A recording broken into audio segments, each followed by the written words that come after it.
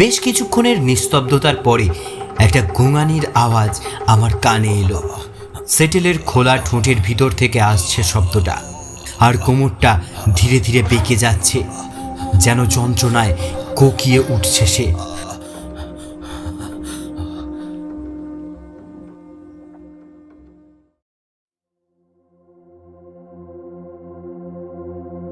নমস্কার বন্ধুরা, আমি রূপম। তোমাদের সকলকে স্বাগত জানাই থ্রিলারপিডিয়া বাংলার আরও একটি গল্পে। আজ তোমাদের জন্য ব্র্যাম স্টোকারের লেখা একটি ভৌতিক কাহিনী, a dream of red hands. তো বেশি কিছু না বলে চলুন গল্পে যাওয়া যাক।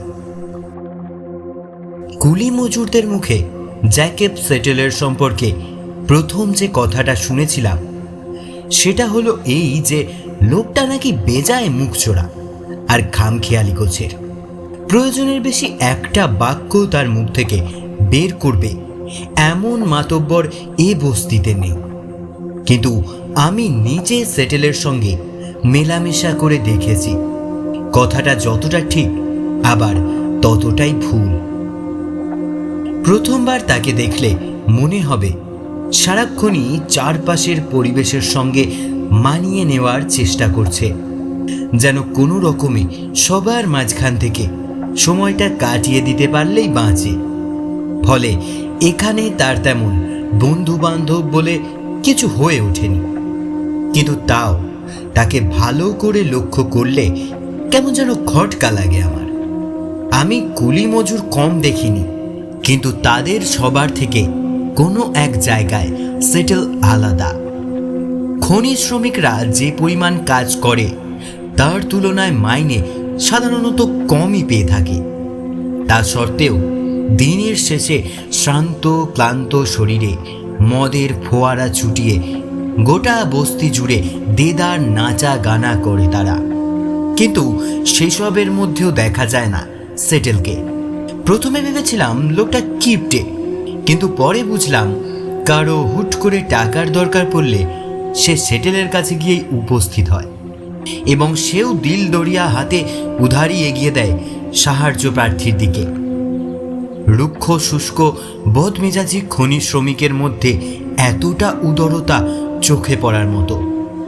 আরেকটা ব্যাপারও মনে হয়েছে আমার, মহিলা আর শিশুদেরকে এড়িয়ে চলে সে। একমাত্র কেউ কোনো কঠিন রোগে আক্রান্ত হলে বা রাস্তাঘাটে আহত হলে তখনই তাদের এগিয়ে এসে সাহায্য করে। সব মিলিয়ে বলা যায় সব কিছুর মাঝেও যেন একাকিত্বে দিন কাটায় সেটেল। খনির বাইরের দিকে বেশ খানিকটা জলাভূমি আছে, তারই এক পাশে একটা এক কামরার কটেজে থাকে সে। সেদিকে খুব একটা যায় না কেউ। আমার সঙ্গে দেখা হলে একটা স্মিত হাসি হেসে কাজে এগিয়ে যায় সেটেল। মাঝে মাঝে মনে হয় লোকটা শ্রমিক হওয়ার আগে হয়তো ফাদার কিংবা বিশপ জাতীয় কিছু একটা ছিল। এর মধ্যে সেটেল কয়েকবার আমার থেকে বই ধার নিয়েছে। বলা বাহুল্য তার প্রত্যেকটাই সময় মতো ফিরিয়ে দিয়েছে, কথার নড়চড় করেনি। বেশ কিছুদিন এরকম বই আদান প্রদান করতে করতে খানিকটা বন্ধুত্বই তৈরি হয়ে গেছিল আমাদের মধ্যে।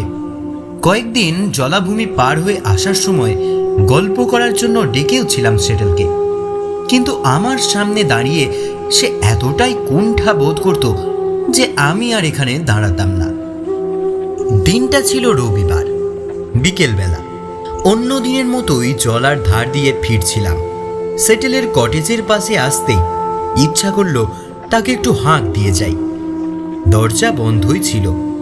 মন বলে উঠল এই মুহূর্তে সেটেল কটেজ ছেড়ে কোথাও গেছে। দরজায় একটা টোকা দিয়ে ফিরে আসতে যাচ্ছিলাম, কিন্তু ভিতর থেকে মৃদু গলার শব্দ আসতে থেমে গেলাম। কথাগুলো ভালো করে শুনতে পেলাম না, অস্পষ্ট ধরা গলার কয়েকটা বিক্ষিপ্ত উচ্চারণ। দরজা ঠেলে ভিতরে এলাম, আর ঢুকতেই যে দৃশ্য দেখলাম তাতে আশঙ্কায় আমার নাড়ির গতি বেড়ে গেল। বিছানার উপর প্রায় শবদেহের মতো শুয়ে আছে সেটেল। তার সমস্ত শরীর ফ্যাকাশে হয়ে আছে, চোখ দুটো আতঙ্কে ঠিকরে বেরিয়ে আসতে চাইছে কোঠর থেকে।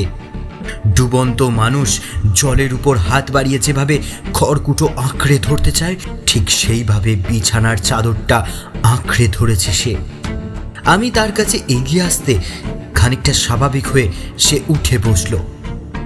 চোখ দুটো এখনো আতঙ্কে স্থির হয়ে আছে, যেন এইমাত্র ভয়ঙ্কর কোনো দৃষ্টি সরে গেছে সেখান থেকে।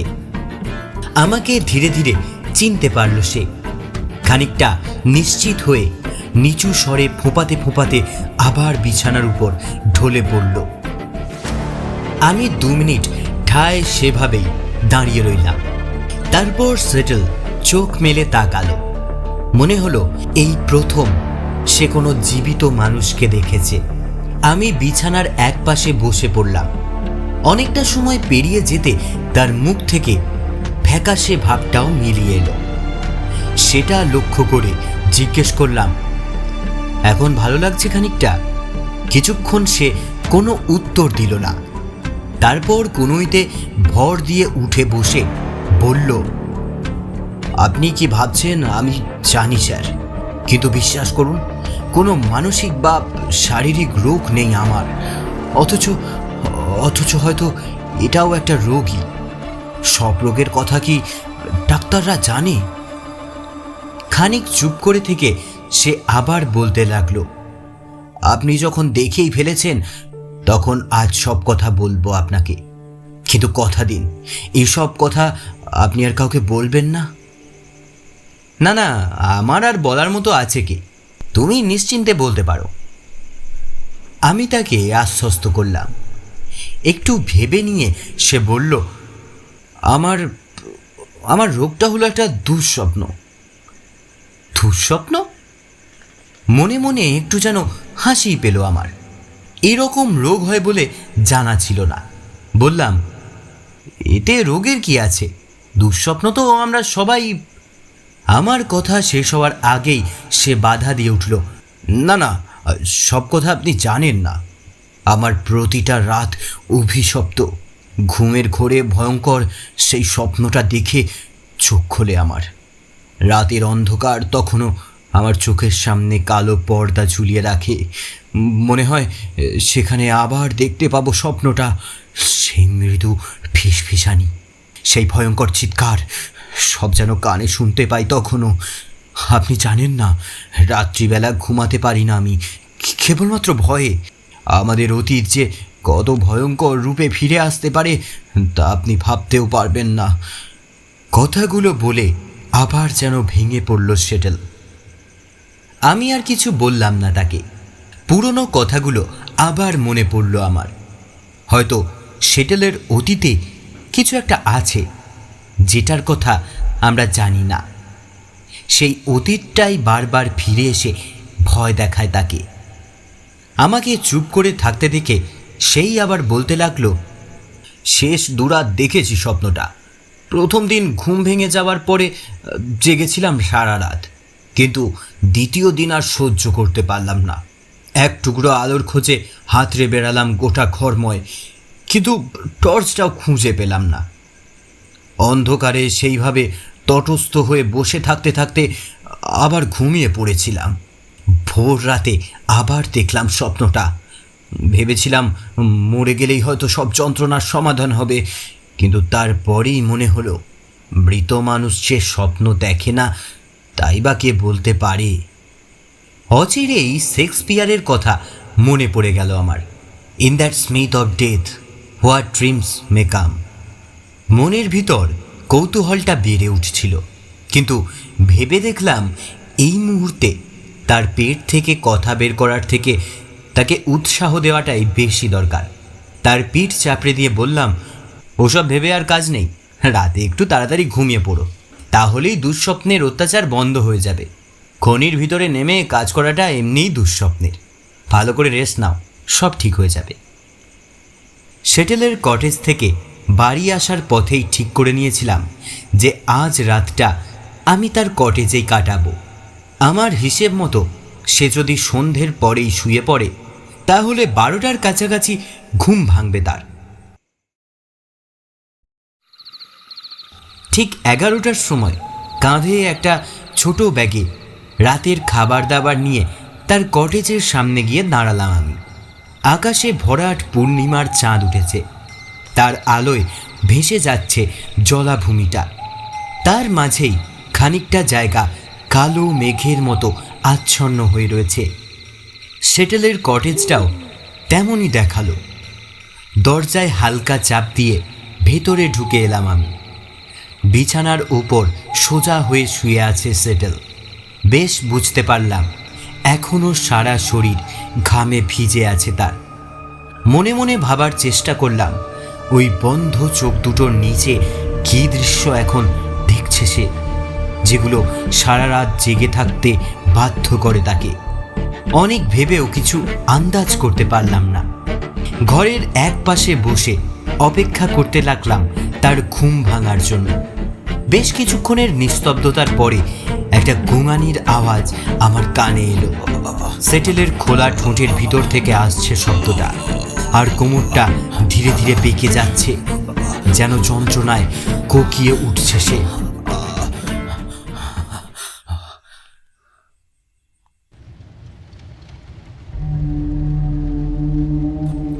এটাই যদি স্বপ্নটা হয়, আমি মনে মনে ভাবলাম। তাহলে যে ঘটনাটা নিয়ে সে স্বপ্নটা দেখে সেটা অতীতে তার জীবনে ঘটেছিল।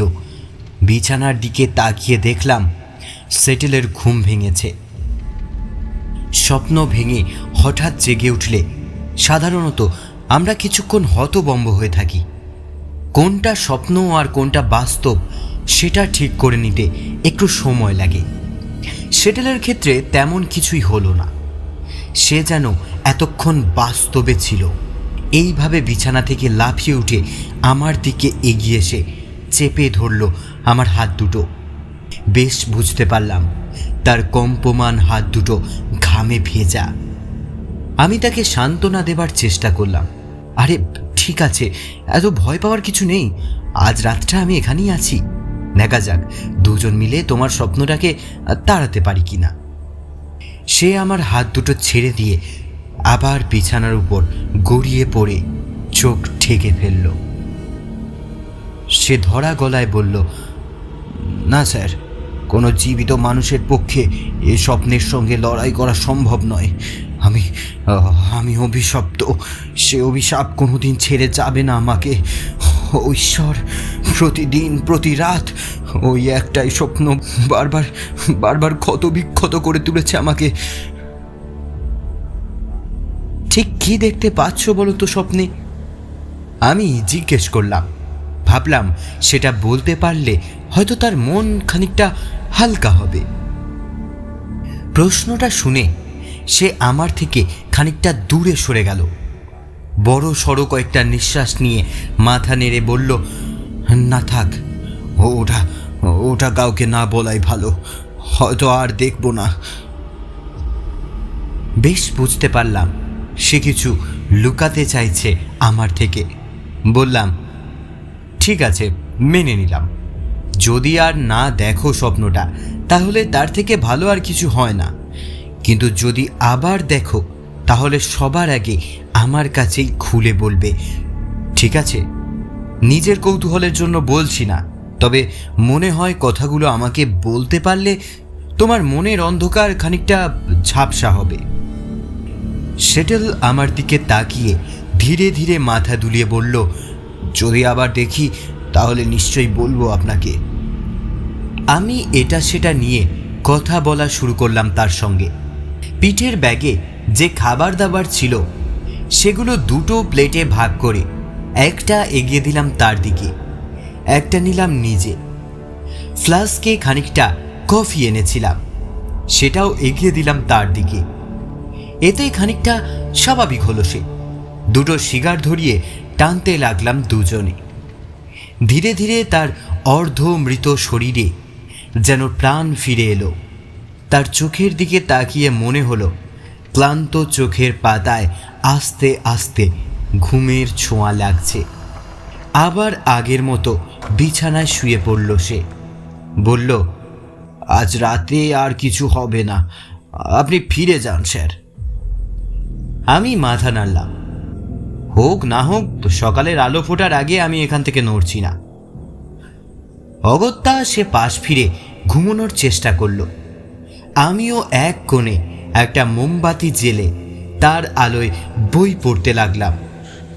বেশ আগ্রহ নিয়ে পড়ছিলাম বইটা। এতক্ষণ খেয়ালই হয়নি। এখন মনে হলো ঘুমের মধ্যে কিছু যেন আওড়াচ্ছে সেটেল। কান পেতে ভালো করে শোনার চেষ্টা করলাম। লাল হাত, না না না না, ওই হাত দুটো। আমি তার বিছানার কাছে গিয়ে দাঁড়াতেই ঘুম ভেঙে গেল তার। মুখ দেখে মনে হলো যেন এতক্ষণ জেগেই ছিল সে। আমি বিছানার এক পাশে বসে পড়ে বললাম, স্বপ্নটা আমার থেকে লুকিও না সেটেল। তাতে খারাপ বই ভালো হবে না। আমি কথা দিচ্ছি, আজ তুমি যা বলবে সেটা এই কটেজের বাইরে যাবে না। আমরা যত দিন বেঁচে আছি সে কথাগুলো কাউকে বলবো না আমি। প্রায় 1 মিনিট চুপ করে থেকে মুখ খুলল সেটেল। বলল, বলবো, কিন্তু স্বপ্নটা জানার আগে অন্য একটা কথা জানা দরকার আপনার। আমি আর কিছু বললাম না। বুঝলাম এতকালের জমানো কথা গুছিয়ে নিতে খানিকটা সময় দরকার তার। তখন আমার অল্প বয়স। এখানে খনি মজুর হয়ে আসার আগে ওয়েস্ট কান্ট্রির একটা স্কুলে মাস্টারি করতাম। স্কুলটা তেমন বড় নয়, ছোটদের স্থানীয় স্কুল। তো পড়াতে পড়াতে সেখানকার একটা মেয়ের সঙ্গে আমার পরিচয় হয় এবং কিছুদিনের মধ্যে তাকে ভালোবেসে ফেলি আমি। কিছুক্ষণ নীরবতা, তারপর আবার বলতে থাকে সেটেল, তখন সবে চাকরিতে ঢুকেছি, হাতে টাকা পয়সা বেশি নেই। দুজনে ঠিক করেছিলাম কয়েক বছর চাকরিতে একটু থিত হলে তারপর বিয়ের কথা ভাবা যাবে। এভাবেই দিন কাটছিল। হঠাৎ আমাদের ভালোবাসার মাঝে আর একটা ছেলে এসে উপস্থিত হলো। বয়সে আমার মতোই হবে। মেয়েরা ঠিক কী ধরনের পুরুষকে সুদর্শন মনে করে তা এখনও আমার আন্দাজের বাইরে। যাই হোক, আমার মতে তাকে দেখতে শুনতে খারাপ ছিল না, সেই সঙ্গে টাকার জোরও ছিল তার। এরকম সুদর্শন, ধনী, উচ্চবিত্ত পুরুষরা মেয়েদের মন জয় করার স্বভাবটা বোধহয় জন্মগত পেয়ে থাকে। এক্ষেত্রেও তাই হলো। সর্বনাশ হলো আমার। আমি যখন স্কুলে পড়াতাম ওরা দুজনে জেলে বোট নিয়ে নদীতে মাছ ধরতে যেত। অনেকবার ওকে বুঝিয়েও কোনো লাভ হয়নি। বললাম, চল, যা টাকা পয়সা আছে তাই নিয়ে বিয়ে করে অন্য কোথাও চলে যাই। কিন্তু কোনো কথাই কানে গেল না তার। দিন দিন লোকটার প্রতি ওর টান বাড়তেই লাগলো। শেষে ঠিক করলাম ওকে বুঝিয়ে আর লাভ হচ্ছে না, লোকটার সঙ্গেই দেখা করি। হয়তো ঠিক করে বোঝাতে পারলে সে নিজে থেকেই ছেড়ে দেবে। জলার ধারে একটা ফাঁকা জায়গায় লোকটাকে ডাকলাম। সেও সময় মতো এসে পৌঁছলো সেখানে। এত দূর বলে আবার খানিকটা চুপ করে থাকলো সেটেল। তার চোখ দুটো উজ্জ্বল হয়ে জ্বলছে, যেন স্বপ্নটাই যেন আবার দেখতে চলেছে সে। ভগবান সাক্ষী আছে স্যার, সেদিন তাকে বোঝানো ছাড়া আর কোনো উদ্দেশ্য ছিল না আমার। মেবেলকে খুব ভালোবাসতাম আমি। সবটুকু না হোক তার খানিকটা ভালোবাসা পেলেও আমার চলে যেত। কিছুটা তো বুঝতেই পেরেছিলাম যে আমার আগের মেবেলকে কোনোভাবেই আর ফিরে পাবো না। হয়তো সেদিন হেরে গিয়ে ফিরেই আসতাম, কিন্তু সে লোকটা যে কদর্য ভাষায় অপমান করলো আমাকে, তাতেও কিছু মনে করিনি আমি। কিন্তু কিছুক্ষণ কথা বলেই বুঝলাম লোকটার উদ্দেশ্য ভালো নয়।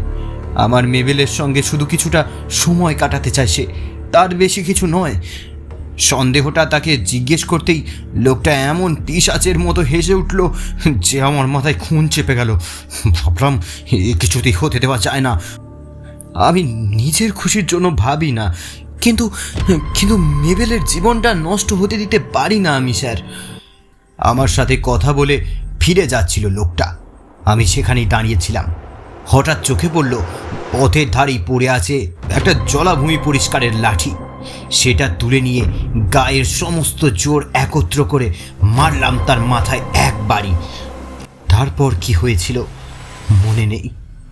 জ্ঞান হতে দেখলাম রক্তের পুকুর হয়ে আছে চারপাশটা।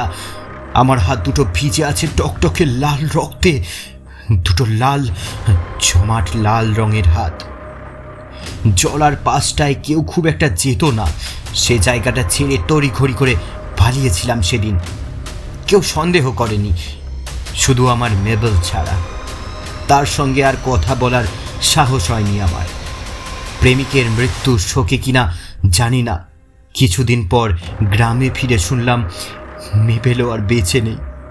প্রথমে ভেবেছিলাম লোকটাকে খুন করে হয়তো মেবেলের ভবিষ্যৎটা যন্ত্রণার হাত থেকে উদ্ধার করেছি আমি, কিন্তু কিন্তু সে নিজেই আর থাকলো না। সেই থেকে পালিয়ে বেড়াচ্ছি। দুটো খুন করেছি আমি, আমার ক্ষমা নেই। স্বর্গের দরজা চিরকালের মতো বন্ধ হয়ে গেছে আমার জন্য। সেই বিভৎস খুনের যন্ত্রণা প্রতি রাতে তাড়া করে বেড়ায় আমাকে। তার হাত থেকে এ জীবনে মুক্তি নেই আমার, কোনো দিন না। একটু থেমে জামায় চোখ মুছল সেটেল। আমি তার পিঠে একটা হাত রাখলাম। কি বলবো বুঝতে পারলাম না। এ ধরনের ঘটনা সত্যি ঘটে থাকলে তার জেরে দুঃস্বপ্ন দেখাটা অস্বাভাবিক নয়, তবে সে যে ঠিক কী দেখে সেটা এখনও জানতে পারিনি। একটু ধাতস্থ হয়ে সেটাই বলতে লাগলো সে। এই নিয়েই দেখি স্বপ্নটা। মনে হয় চোখের সামনে একটা সুবিশাল দরজা দেখতে পাচ্ছি, স্বর্গের দরজা। তার লোহার বিরাট পাল্লাগুলোর খাঁজে খাঁজে হাজার আলোর রোশনাই। দরজার মাথাগুলো শটান মেঘের রাজ্যে গিয়ে ঢুকছে, স্ফটিকের মতো ঝলমল করে তারা। তার সামনে গিয়ে দাঁড়ালে আশ্চর্য রকম হালকা লাগে শরীরটা। আর একটু এগিয়ে গেলে চোখে পড়ে দুজন দেবদূত। দরজা আগলে দাঁড়িয়ে থাকে তারা, তাদের পিঠে ডানা। এক হাতে একটা ঝকঝকে তলোয়ার, আর এক হাতে একটা লম্বা ফিতে। হাওয়ায় যেন অল্প দোল খায় ফিতেটা। আমি ধীরে ধীরে এগিয়ে যাই তাদের দিকে। ভিতরে ঢোকার জন্য মন ছটফট করে ওঠে আমার। স্বর্গের ভিতরে কি আছে তা এতদিন বইতে পড়ে এসেছি। খানিকটা এগোতেই কিন্তু আমার পথ আগলে দাঁড়ায় দেবদূতেরা। আমার হাত দুটো দেখতে চায় তারা। আমি হাত দুটো এগিয়ে দিই তাদের দিকে, কিন্তু তখনই চোখে পড়ে রক্ত লেগে আছে আমার হাতে। টকটকে লাল রক্তে ভেসে যাচ্ছে আমার হাত দুটো। মেঘদূতের মুখ মুহূর্তে বদলে যায় বিভৎস পিশাচের রূপে। হাতের তলোয়ার ছিন্ন ভিন্ন করে দেয় আমার শরীর। সে যে কি যন্ত্রণা তার কেউ জানে না। ও ভগবান, মৃত্যুর পরেও যে যন্ত্রণা থেকে মুক্তি নেই আমার। আমি অবাক হয়ে তাকিয়েছিলাম লোকটার দিকে। তার বিক্ষিপ্ত কথাগুলো যেন বহু দূর থেকে আসছে। মনে হলো এই মুহূর্তে আমাদের চারিপাশের পরিবেশ পাল্টে গেছে। এক অনন্ত প্রসারী শূন্যতার মধ্যে বসে আছি দুজনে। নিজের হাত দুটো দিয়ে চোখ ঢেকে ফেলেছে সেটেল। মোমের অল্প আলোয় লালচে দেখাচ্ছে হাতগুলো। বেশ কিছুক্ষণ আমার মুখে কোনো শব্দ এলো না। কীরকম যেন ভয় লাগছিল আমার। এমন একটা খুনের কথা আমি জানি যা পৃথিবীতে কোনো তৃতীয় মানুষ জানে না। মনে হলো যে পাপ জ্যাকব সেটেল করেছে তার থেকে বেশি যন্ত্রণা সহ্য করছে সে। ক্ষমা পেয়েছে কি না তা বিচার করার ক্ষমতা আমার নেই। এই মুহূর্তে তাকে সান্ত্বনা দেওয়ার থেকে বেশি কিছু আমার পক্ষে করা সম্ভব নয়। ভেঙে পড়ো না জ্যাকব, ভগবানের কাছে সব দোষেরই ক্ষমা আছে। আরও বেশি করে নিজের কাজে মন দাও, একদিন হয়তো দেখবে নিজেই নিজেকে ক্ষমা করে দিয়েছ। কথাগুলো বলে আমি থামলাম। গভীর ঘুম নামল সেটেলের চোখে, হয়তো শান্তির ঘুম। বাকি রাতটা ঘুমিয়ে নাও, আমি এখানেই আছি, আর আসবে না স্বপ্নটা। সে হেসে বলল, আপনাকে যে কিভাবে ধন্যবাদ দেব তা আমি নিজেই জানি না। আজ একটা রাতে অনেক হালকা হলো আমার মনটা। বাকি রাত নিশ্চিন্তে ঘুমাবো। আপনি বরং ফিরে যান, দেখা যাক নিজেই নিজের কষ্টটা কাটিয়ে উঠতে পারি কি না। ঠিক আছে, বলছো যখন বিদায় হচ্ছি, কিন্তু এরকম লোকজন এড়িয়ে একা একা আর থেকো না। লোকজনের সঙ্গে মেশো, মেয়েদের সঙ্গেও মেশামেশি করো, তাদের সঙ্গে সুখ দুঃখ ভাগ করে নাও, দেখবে রাতে শান্তির ঘুম আসবে। নিশ্চয় চেষ্টা করব স্যার। দরজার কাছে এগিয়ে গেছিলাম আমি, আবার ফিরে এলাম। তার বিছানার কাছে এগিয়ে এসে একটা হাত বাড়িয়ে দিলাম তার দিকে। আমার মন বলছে চিরকাল তোমার হাত দুটো লাল হয়ে থাকবে না, একদিন না একদিন মুক্তি পাবে তুমি।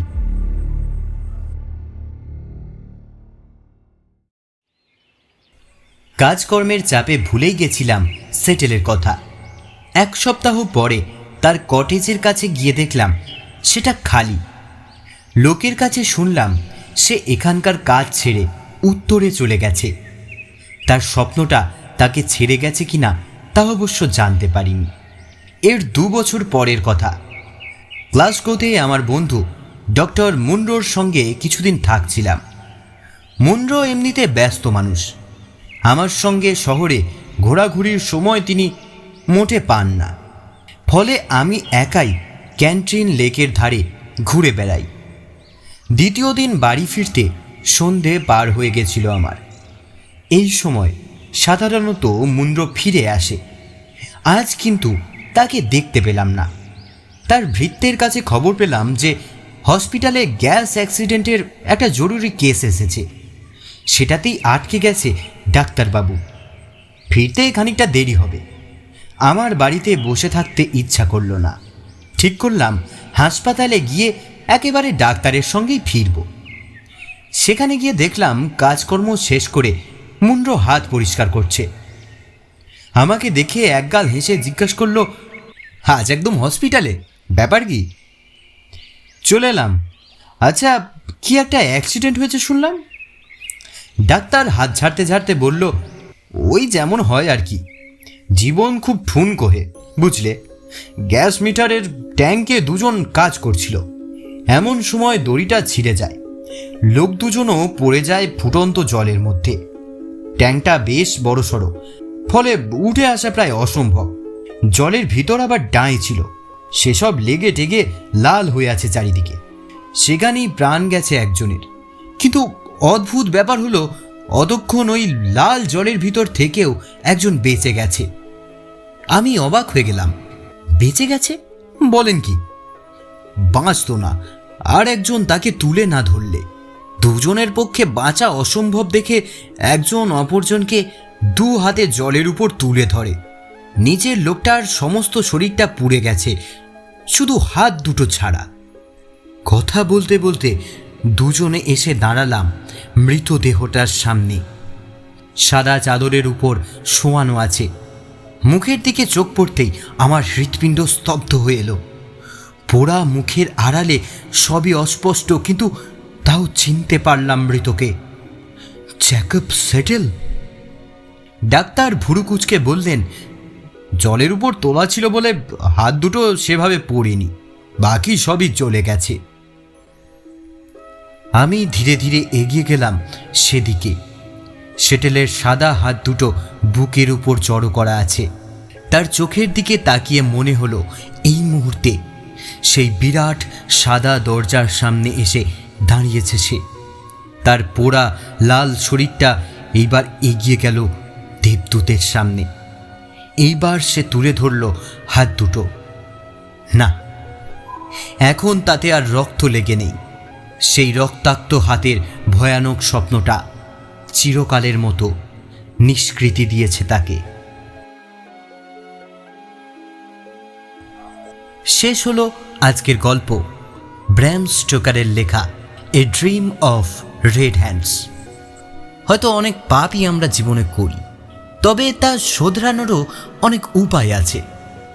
একে অপরের সাহায্য করেই হয়তো আমরা অনেক পাপ থেকে নিষ্কৃতি পেতে পারি। আজকের গল্পটা এতটাই ছিল বন্ধুরা, আশা করছি তোমাদের ভালো লেগেছে। যদি ভালো লাগে একটা লাইক করবে, আর চ্যানেলটিকে সাবস্ক্রাইব করে বেল আইকনটা অল করে দেবে এই ধরনের গল্প আরও পাওয়ার জন্য। আর এই ধরনের আরও পুরনো গল্প যদি আপনারা শুনতে চান, তাহলে স্ক্রিনে দেখাচ্ছে সেগুলো ক্লিক করে শুনে নিতে পারেন। দেখা হচ্ছে পরবর্তী গল্পে। ভালো থাকবেন।